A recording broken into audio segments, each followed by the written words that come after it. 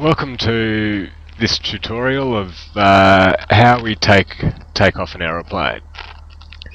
Here we are located at Cowra on runway 33, and there's just a couple of checks, pre-takeoff checks that we're going to conduct. So firstly, we're going to make sure that we've got our takeoff flap selected. So this is one stage of flap.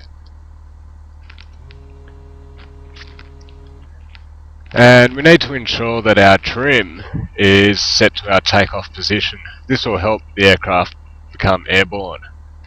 So I'm just going to make sure that this little indicator here is in the takeoff position, so in the TO.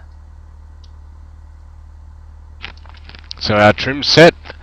We're going to check our directional indicator to make sure that that's aligned with our magnetic compass up here.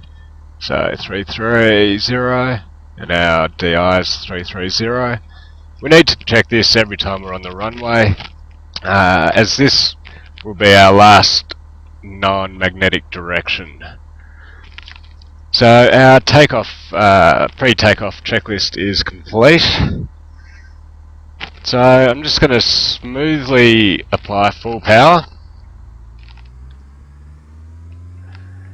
And while we're picking up speed, checking our T's and P's, temperature and pressure to make sure they're in the green, which they are. Airspeed's come alive. Once it gets to 60 knots, I'm just going to take the weight off the nose wheel. So that's apply a little bit of back pressure on the control column. And the aircraft, when it's ready, will leave the ground by itself and become airborne with very little effort required.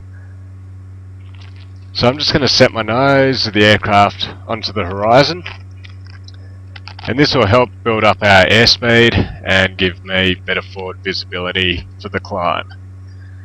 Once we get to a safe height, I'm going to retract that one stage of flap, which will give me better climb performance. Still trying to maintain our runway heading of 330 in the meantime. There's a bit of turbulence there. So this is how we take an aeroplane off the runway.